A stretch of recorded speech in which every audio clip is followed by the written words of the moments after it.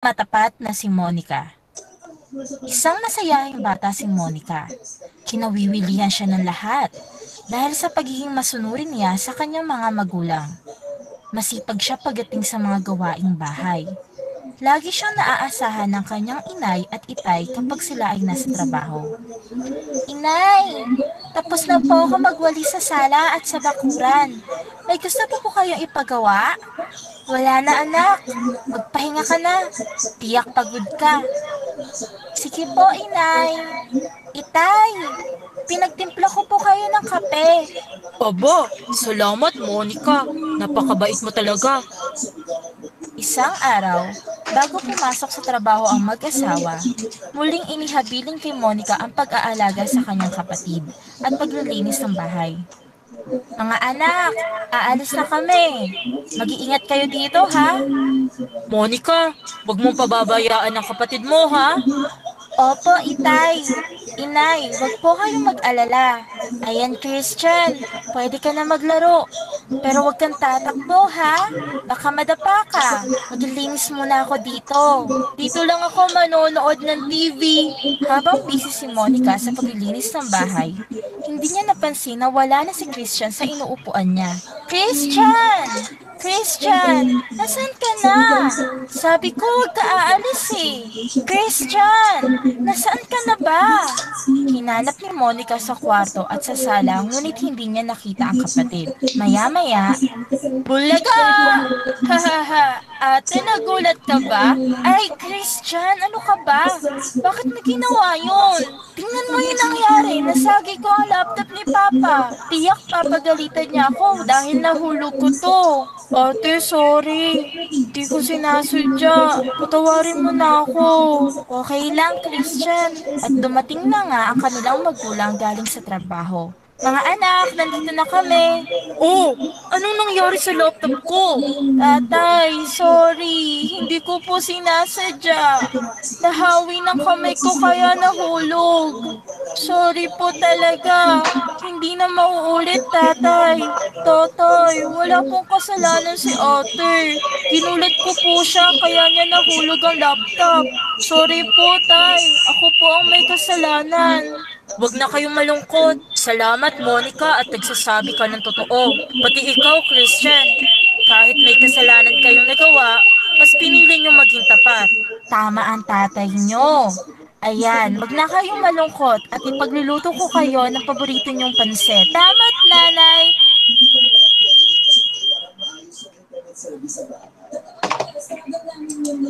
Ayan.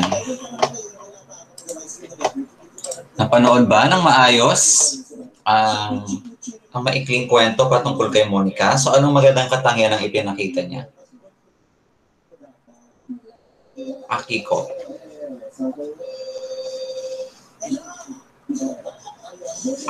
Masunurin. Pagiging masunurin. Ano pa? Rosena? Masipag. Pagiging masipag. Tama. Ano pa? Dana? Pagiging Pagiging matapat. So lahat yun ay nakikita niya. Ano pa? Meron pa? So, naipakita niya yung pagiging masipag, masunurin, at higit sa lahat ay yung pagiging matapat. So, paano niya naipakita ang pagiging matapat sa kanyang mga magulang? Ilahad ito sa klase. Yes, Aliyah? Kahit po nakagawa siya ng kasalanan, ay inamin pa rin niya. Tama. So, tama ang iyong sagot. So, kahit siya ay nakagawa ng hindi maganda, ay inamin niya na siya ang nakagawa nito. At diba, kapag inaamin ang isang bagay, ang magulang naman natin matatanggap agad yun. At basta naging totoo tayo sa ating mga sinasabi. Ngunit madalas, sa mga batang katulad ninyo, yung hindi nagsasabi ng totoo dahil may takot. Natatakot kayo na baka pagalitan o baka kung ano mangyari. So, ang kailangan yung alisin ngayon ay yung takot na yun para hindi kayo makapagsinungaling. Kasi kaya nagsisinungaling dahil natatakot. Ayan. But soon, malalagpasan nyo rin yung takot na yun at magiging totoo kayo sa sarili at yun ang mas magandang katangiang maipakita. Kasi pag nagsabi kayo ng totoo, matatapos agad yung problema. Hindi mo na siya iisipin. Kasi, na-inform mo na o nasabi mo na sa mga magulang mo at maaaring magalit sila sa umpisa, ngunit sa kalaunan ay mapapatawad din.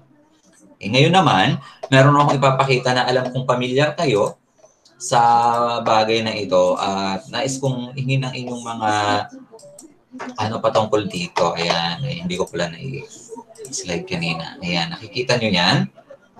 So, pamilyar ba kayo sa lugar na yan? Saan ba yan makikita? Ano ba yan? Anong lugar yan, rather? Yes, Diana? Paaralan. So definitely, ang nakita ninyo ay isang paaralan. At nakikita nyo yan, yan ang madalas nyong ginagawa. Ngayon, ang tanong, magbigay ng, kung babalikan nyo yung dating setup natin, na nasa isang paaralan talaga tayo at doon tayo pumapasok, ano yung pinaka hindi mo makakalimutang karanasan sa loob ng paaralan? Anyone? Pinakamagandang karanasan na pag minabalikan mo ngayon, ay nung nasa school pa kami, ganito. Pero bago sagutin yon, nami-miss nyo daw ba ang paaralan? Yes.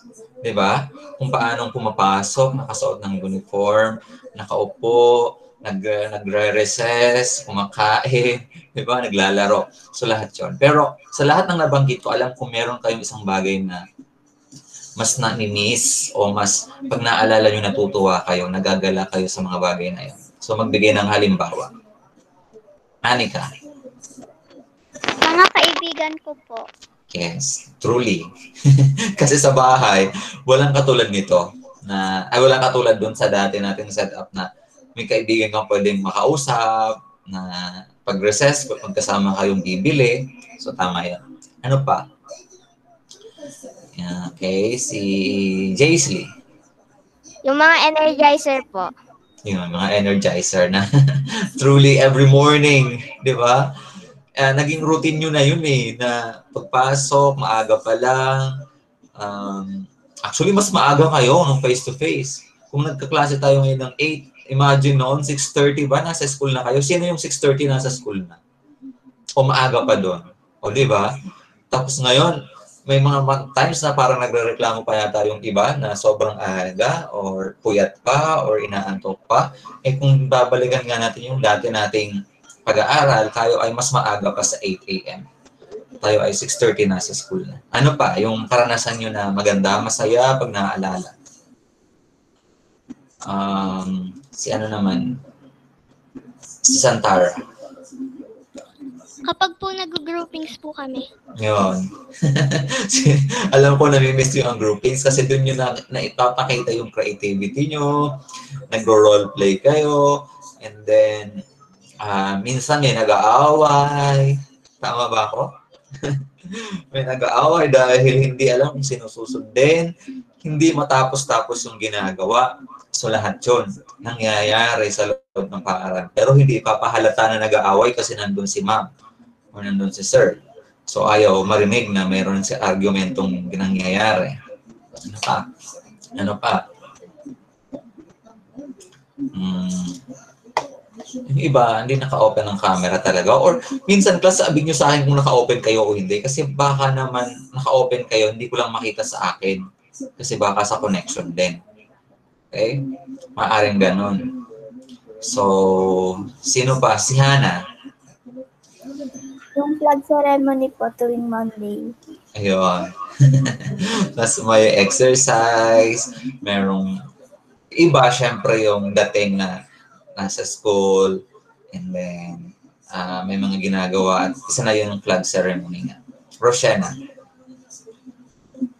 Kapag po nag-PPE. Yun. Definitely, kasi paglaro, isa yan sa nagpapasaya sa mga bata ang katulad. Ano pa? Meron pa? Si Eman.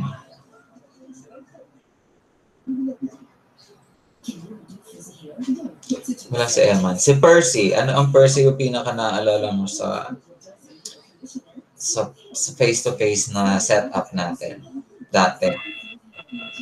Yung yung playground po.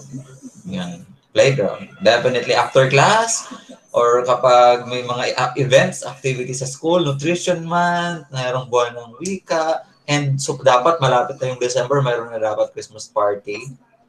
Meron na dapat costume party. Yung alam niyo, naalala niyo yung pinagsusuot namin kayo ng mga fairy, ng mga costume ng animals, and then nagpaparade of characters kayo doon, pinipili yung top 5 na pinakamagaganda. So ilan lamang yon sa mga masasayang bahagi ng naging pag-aaral ninyo. Ngunit may tanong ako, class, sa loob ng silid-aralan, meron kayo doong mababasa na hindi nawawala sa loob ng school. Meron doon isang statement o isang kasabihan o kawikaan na talagang kahit saan kayong paaralan pumasok, kahit pa Mapaluzon, Visayas o Mindanao, kahit pa yung private school o pampublikong paaralan, makikita nyo yung statement na yon. Ayan. So, idea. Pwede ba kayong sabay-sabay magsalita at sabihin yon? Ready? Go.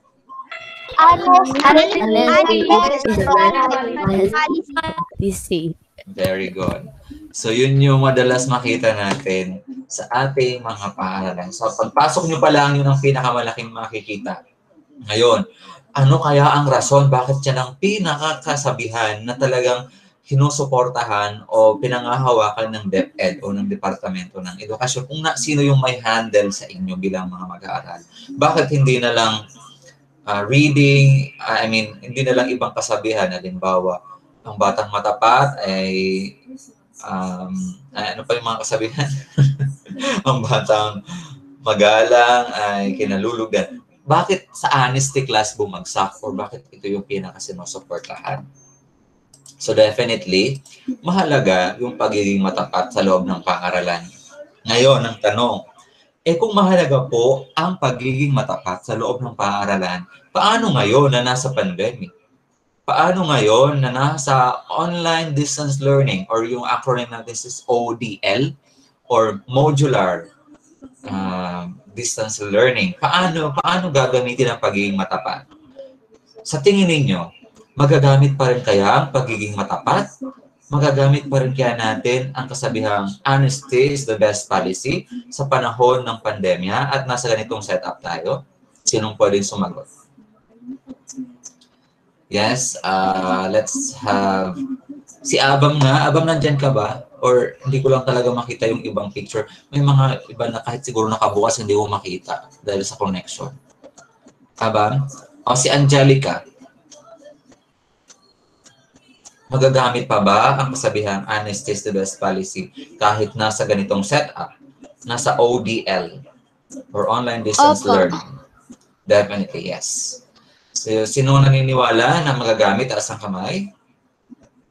Ayan. So, very good. So, magagamit pa din. Definitely. So, ngayon, dun tayo magpo-fall dun sa paano, sir, ma-check. Paano namin maiwawasto ang mga sinasagutan sa libro. Ngayon, dito ko ipapasok yung pagiging o application ng pagiging matapat. Paano? Mahirap, class, na mag-check ng inyong mga activities kung gagawin natin dito kasi it will take time. Kasi paano kung na-disconnect yung isa, hindi niya narinig yung sagot? So, ulitin na naman natin. Paano kung may hindi nakasama, naka-join dahil mahina ang connection? Katulad ngayon, we are only 20 or 18 lang kayo na nasa loob. So, paano yung the rest na hindi nakapanood or naka-connect? So, paano nila ma-check o maiwawasto? So, ang gagawin natin, ay iwawasto natin ang inyong mga sinagutan sa libro sa pamamagitan ng self-check. Ibig sabihin, may mga activities na kayo mismo ang mag-check. Ngayon, magagamit ba ang pagiging matapat sa pagwawasto ng sariling gawain? Yes. Tama. Tumatango kayo dahil kailangan natin yun. Bakit? Sino ba ang magtutulungan upang matuto? Ngayon, kung nagsumagot ka or nagsagot ka sa aklat at kailangan itong iwasto at iwinasto mo ito ng tama, sino ang tinutulungan mo? Definitely, ang tinutulungan mo ay ang iyong sarili. Bakit? Dito mo malalaman na, kaya ako nagkamali kasi ito yung ginawa ko.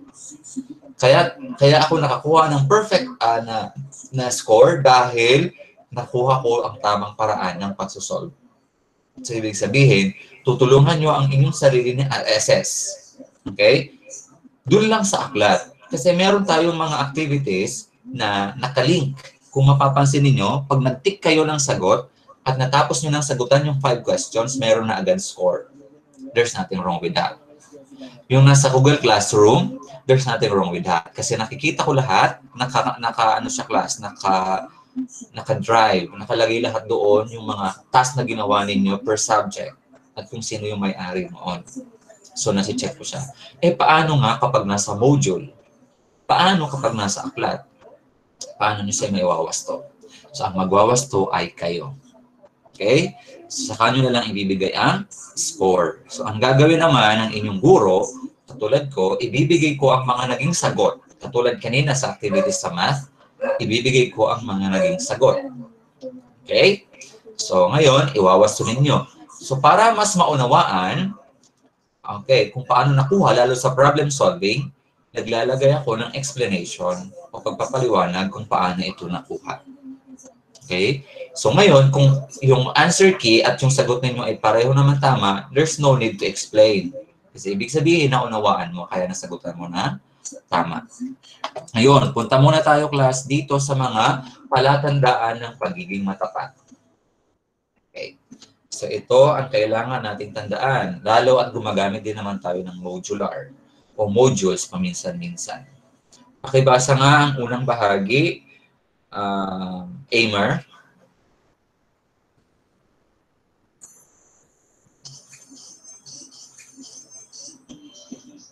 Parang wala si Amer. Na-disconnect ba si Amer? Sige. Pakibasa nga ang unang bahagi.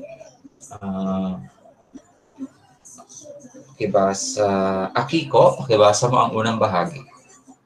Sir, nawalan daw po ng internet si na Sinasagot, Okay. sinasagot mo ang mga katanungan na hindi tinitingnan ang susi sa pagwawasto. So definitely, that is a sign, palatandaan na pagiging matapat. So, sinasagot mo yung mga katanungan nang hindi tinitingnan ang susi ng pagwawasto. Kasi ang modules, meron niyang susi ng pagwawasto. So, kailan mo siya titingnan? Kapag tapos ka na. At doon mo masusukat kung naintindihan mo nga na ba talaga ang module. Okay? Number 2, basahin mo ito, Amika.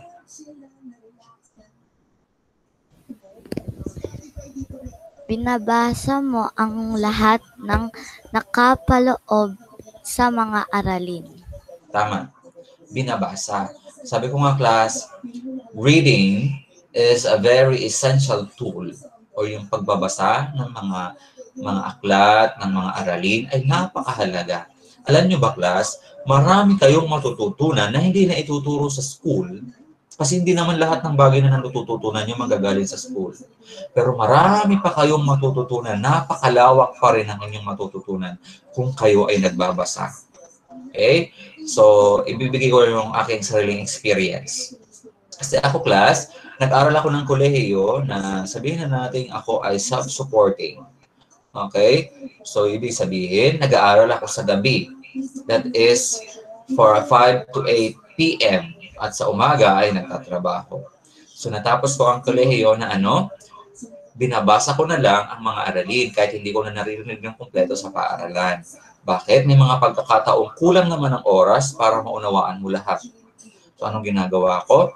Babasahin ko ang aralin na naka-assign sa amin at inuunawa ito ng mabuti.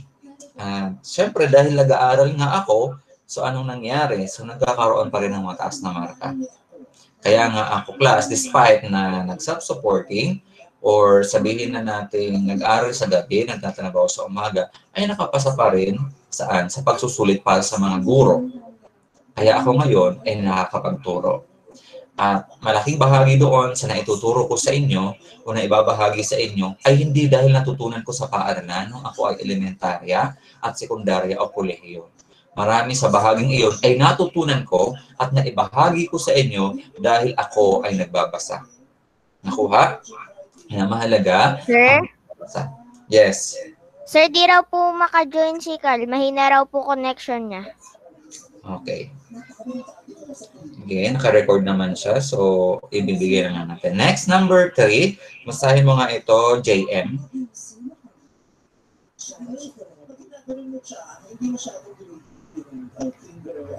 Hindi si JM. Jester. Jester, basahin mo ang pangatlo. Mahina daw Sir, po hindi yung din daw po connection maka-join niya. si Jester. Okay, hindi rin maka-join. Si Kia.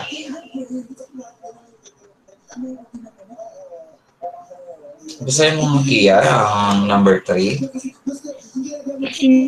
Na sa gawa mo ang mga Gawa mo. Yan. Okay, medyo mahina rin ang ni Kia. Ano kayong nangyari, class? Bakit ganun mahina ang internet ngayon, ngayong hapon? at hindi ito Sir, nawalan po ako ng internet, kaya po ako nawala. Okay. So, salamat sa bawat isa. Okay, Kia, nabasa na? Very good. So, sinasagawa daw, alin class? Gawain. Kung ito'y iniatas sa iyo, ibinigay sa iyo, so sino ang gagawa? Ikaw lang. So, isa yun sa pagiging matapat. Right? And then, pang-apat. Jester, kung connected ka na, pakibasa ang pang-apat.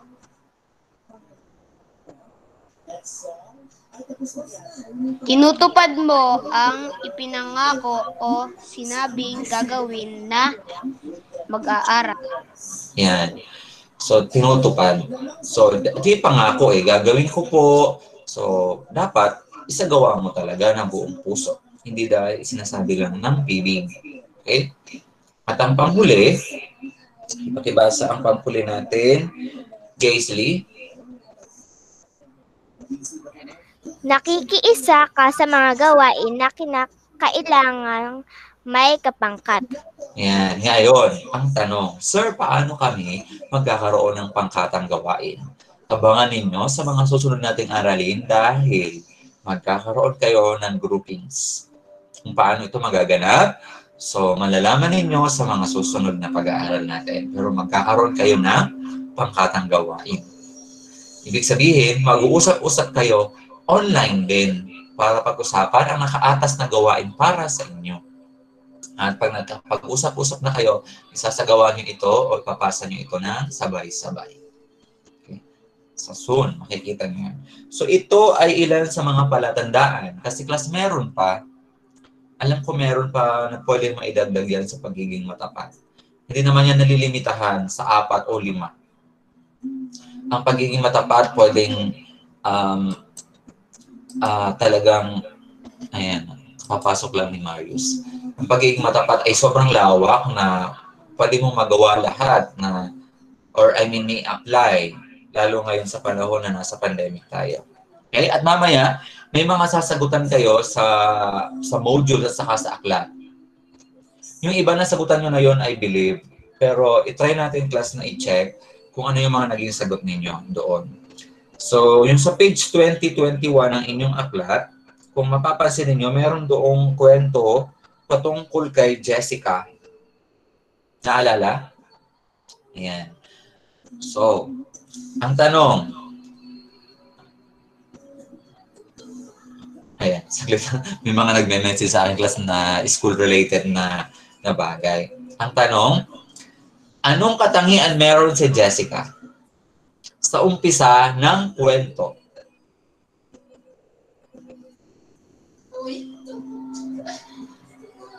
Anong katangian? Sa umpisa hindi sa dulo. Kasi merong, ang kwento may unang bahagi, may gitna at may wakas. So ano yung katangian na pinakita ni Jessica dun sa unang bahagi? Roshena. Madalas po siya nagsisinungaling. Yes. Tama. So madalas siya nagsisinungaling. Although, binanggit naman na siya talaga ay matalino naman at magaling. Okay? Ngunit madalas nga lang siya magsinungaling. Ngayon, saan doon sa bahagi ng kwento nagsinungaling si Jessica? Percy. Sa ginagawa po nilang project. Yan, tama. Naalala niyo yung pangkatang gawain sa AP na ginawa nila? And then yung credit, yung pagpupuri ng guro ay binigay sa kanya dahil siya yung leader, pero hindi naman siya yung gumawa. Nangyari na ba yon sa inyo class? Na ganong bahagi? Hindi pa naman. Okay, mabuti. Ang maganda sa inyo, hindi nangyayari yung ganon na magsisinungaling para lang iangat yung inyong sarili. Kasi si Jessica, ang ginawa niya ay nagsinungaling siya na siya nga ang may gawa ng lahat. At siya ay pinuri ng guro. Diba? Sa gawain or sa trabaho na hindi naman siya ang may gawa. Pero class, despite of that, paano naman na ipakita ni Jessica ang pagiging matapat niya? Sa dulo na yung bahagi Sa dulo ng bahagi ng kwento na yan. Paano naman yan? Kasi sabi nyo, tama si Roshena, sa unang bahagi, lagi siya nagsisinungaling. Okay? At nagsinungaling siya sa kanilang proyekto. Ngayon, sa dulong bahagi, paano niya naman na ipakita ang pagiging matapat niya? Diana. Sinabi niya po yung totoo na si Vicky po yung gumawa ng project sa kanyang mag-aral at sa kanyang guro. Okay, tama. Very good, Diana. So, yun yung ginawa niya. So, kasi di niya naman Yes. Nawalan raw po ng connection si Hershey. Sabi po ng nanay niya. Okay, nababasa ko naman. Isasend ko lang mamaya yung lesson natin. So, yun. Tama si Diana. Doon sa kanya nagsagot. Dahil inamin niya rin na si Vicky ang may gawa. Okay, so, despite of nagsisinungaling talaga siya, o madalas siyang magsinungaling, okay, dumating naman sa point na nagsabi na siya ng totoo. At dahil doon, naging maganda yung pagsasama. Tingnan nyo class yung nagiging resulta kapag nagiging totoo sa bawat isa. Nagiging maganda ang pagsasama ng lahat. Okay? So yun ang nagiging good result. May ilan pa kayong activities dyan na sinagutan, I guess. Ayan. Pero, na-submit nyo naman ito sa akin. Or ano ko na lang kung ano yung part na isasubmit nyo dito. Ilalagay ko na lang sa GC. So ngayon, sa araling ito class, ano ang pinakamalaging bahaging natutunan mo? Sa araling ito na meron tayo ngayon, ano ang natutunan mo bilang isang batang mag-aaral sa ikalimang baitang? Ano yung madadala mo madadala mo simula ngayon hanggang ikaw ay lumaki. Kahit pa tayo bumalik sa face-to-face, madadala nyo ito. Mia.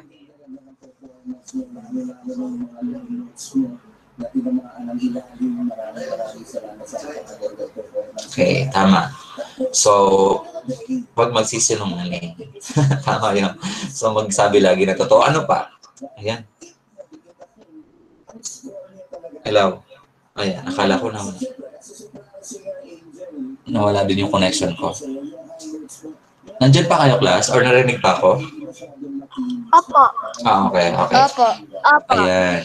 Nawala kasi kayo lahat eh. Hindi ko na kayo makita kasi biglang na... Opo. Ayan. So yun. Ano pa? Akiko.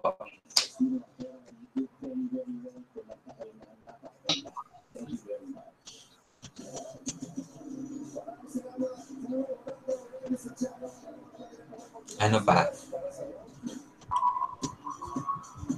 Yes, ikaw na Santara. Ano pa yung pinaka natutunan mo sa gawain natin ngayon o sa pag-aaral natin ngayon? Santara.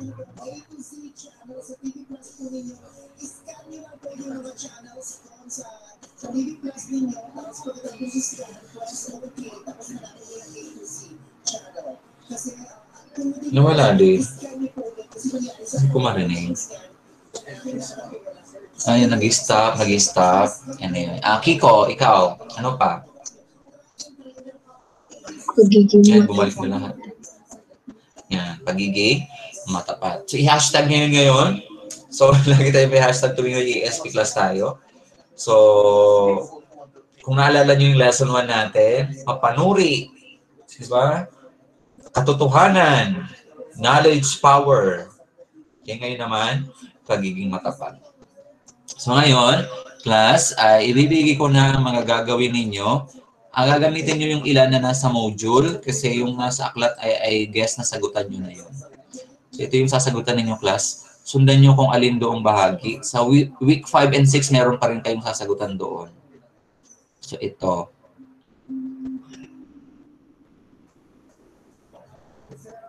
Ayan, babasahin nyo to. Ang Batang Matapat. Ayan. Ayan, ang Batang Matapat. Basahin yan. Tapos, sasagutan nyo ito. Gawain sa pagkatuto bilang 2. Sa notebook, ilagay ang sagot. Ano ang pinagawa ni Mrs. Tumbado? Ayan, sagutin nyo hanggang 5 katanungan. Next. Gawain sa pagkatuto bilang 3. Ano-anong gawain na nagpapakita ng pagiging matapat? Sulat ang iyong sagot sa kwaderno. Kilos ng matapat, ilagay dito sa mga box. Gawin dyan, kopyahin to class na box, ganyan din mismo yung gagawin niyo. Okay, gawain pagkatuto bilang 4. Sir, ilalagay niyo pa din po ba yun sa GC? Oo. Kasi nga yung iba disconnected. Lagi naman ganon, wag nyo nang itanong sa akin kasi ang iba ay disconnected, kaya kailangan kong ilagay doon. Okay? Gawain bilang 4. Okay, tukuyin kung ang sitwasyon ay magpapakita ng katapatan at pakikipagkaisa sa gawaing may kinalaman sa pag-aaral. I-check kung oo at X naman kung hindi. Ayan. Next. Ayan, gawain 5. Sagutin ang mga sumusunod ayon sa iyong natutunan sa araling ito. Madali lang class naman. Masusundan nyo agad. Tapos ang week 7, dahil pareho or ito naman ay class, halos pareho lang ng ating pag-aaral sa week 5 and 6. So basahin nyo na rin ito. Pero dito kasi class, sa week 7 ay magbibigay na kayo ng inyong saloobin. Ayan. Kaya bawa sa palagay ko, para sa akin, ano ang saloobin mo? Basahin nyo lang muna yun, pero wala pa kayong sasagutan sa week 7. Kasi next na natin yan, i-include kasama yung week 8. Panghuling week, yung pagpapahayag ng katotohanan. So, babalik pa rin tayo saan? Pagpapahayag ng katotohanan. Yung pagsasabi ng totoo. Kung paanong ang impormasyong nare-receive natin o natatanggap natin, kailangan nating suriin kung totoo ba o mali. Pero tayo bilang tao, kailangan din nating suriin kung yung sinasabi ng bibig natin ay totoo or katotohanan. Kasi pag hindi katotohanan yung sinisiwalat natin, maaari itong makaapekto sa ibang tao. Paniwalaan nila at sila ay maligaw. Okay? Pero kung katotohanan ang sasabihin, hindi sila mapapahama. Ayan. So yun ang mahalagang bahagi. So ayun lamang. Ilalagay ko pa rin ito class sa inyong GC kung ano-ano yung mga gagawin. Kasi ang iba ay disconnected. Now, I'm still waiting dun sa iba na gumagawa po rin ng mathematics. Ipa-submit pa rin yun. Pag nakompleto na at nakasubmit na lahat, ibibigay ko ang answer key. At i-check, mag-self-check kayo ng mathematics nyo. Okay? Hintayin ko hanggang mamaya. And then, sa ESP naman, ay sagutin na ngayong hapon pagkatapos ng klase natin at isulat sa kwaderno o sa notebook ang inyong mga naging sagot. At katulad ng lagi niyong ginagawa, pipicturean nyo din or kukunan ng larawan. Okay? Hanggang ngayon din yung pasahan ng ating science, yung vlogging, at saka yung poster, kung naalala. So, may time pa naman tayo class hanggang... Sinend ko na po sa inyo yung picture po ng sa poster. Oo, nakita ko na yung mga nag-send. Kahit walang scene class, nakikita ko, may time kasi class na hindi ko, sa cellphone, nandito ko sa desktop na send or nagsisave ng mga output ninyo. Okay? So, dina-download ko at nilalagay sa inyong folder. Pero kayo, yung mga task ninyo, ilagay nyo rin sa isa lang lalagyan. Okay? Di ba may kayo, portfolio? Kung anong subject yun, ilagay doon.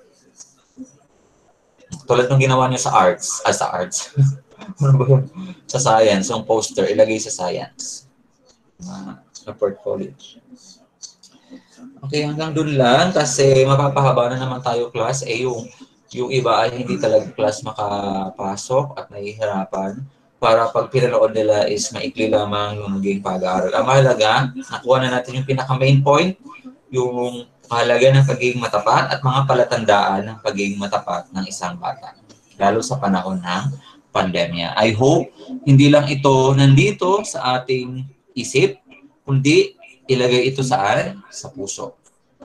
Nang sa ganon, talagang maisabuhay kung ano ang natututunan. So, maging matapat dahil ang pagiging matapat class, sino ang tinutulungan ninyo? Hindi ako, kundi ang inyong sarili. Dahil ang natututo, kahit sa self-check na sinasagawa ninyo, ay kayo. Pag mali ang sagot, matututunan mo ang pagkakamaling yon. So ikaw ay magsa-self-reflect. Kaya pala ako nagkamali dahil ito yung naging sagot ko. So kailangan kong itama sa susunod. Pero kung kukopihan mo ng kukopihan yung tamang sagot, paano ka magsa-self-reflect? Paano mo sasalaminin yung sarili mo na hindi ko pa ito kayang gawin kung kinopya mo na yung mga sagot? Okay. So yun lamang. And see you on Thursdays. Kasi sa Webes tayo ay magkakaroon ng homeroom guidance na 9 a.m. 9 a.m. Homeroom guidance sa Webes. And tomorrow, yung Peace Education ng 9 a.m. also. And what else? Sa Friday, pwedeng pumunta sa paaralan, sabihin nyo sa mga magulang ninyo, para ibigay yung ilang modules sa ibang subject, katulad ng EPP o other subjects na modules, may mga worksheets kayong sinagutan. Meron, di ba? EPP meron alam ko. So, ibabalik nyo na yung mga worksheets na yun para maibigay ko kay Mang Carol para ma-checkan niya din. Okay? Ilagay sa isang sasidlan o lalagyan, tapos dalhin sa Biyernes. Walang distribution nun. So, ang pupunta lang doon ay tanging grade 5 pahimis. Para safe. Kasi hindi ko sinasabay yung pagkuha ninyo sa mga kumukuha tuwing Friday. Kasi na-suspend class ng Friday, sinagawa kanina. Distribution. Okay? So, that's it. See you next time, class. May tanong pa ba sa ating naging aralin? Wala na. Naunawaan? Thumbs up nga kung naunawaan yung ating naging pag-aaral ngayon tungkol sa pagiging matapat. So if that's the case, sino yung nasa tabi ni Anika? See you next time and see you on Thursday class. And ayan, mas marami pa tayo matututunan kahit patapos na yung first quarter natin. Pero meron pa naman tayo. Second quarter, online pa din yun. Wala pa rin face-to-face kasi wala pa talaga. Hindi pa pinapabalik. Pero tingnan natin, malay nyo next year. Makabalik na tayo. Hindi natin alam, malay natin. Yung kalahati ng pag-aaral nyo, nasa school na. Hindi natin masabi. So, mas maganda yun, di ba? Ang sino excited na bumalik kung sakali. Sino? Yung totoo, yung na-excite talaga na, babalik na lang kami. Doon na lang kami sa dati. Kasi kung ako, yun din naman ang gusto ko, na doon na lang tayo sa classroom. Kasi ang hirap ng ganito, may madidisconnect, may mawawala, so hindi maririnig. So, pag nasa school, lahat makakapakinig. So, see you class on Thursday. God bless you all. And Bye-bye po! Keep safe. Bye, sir. Bye, sir. Bye, sir. Bye, Thank you po. Thank you po. Bye, sir. Welcome and God bless you all. Keep safe. Bye po. Thank you. Bye po, sir. Check sa GC yung mga gagawin na isusulat ko ulit.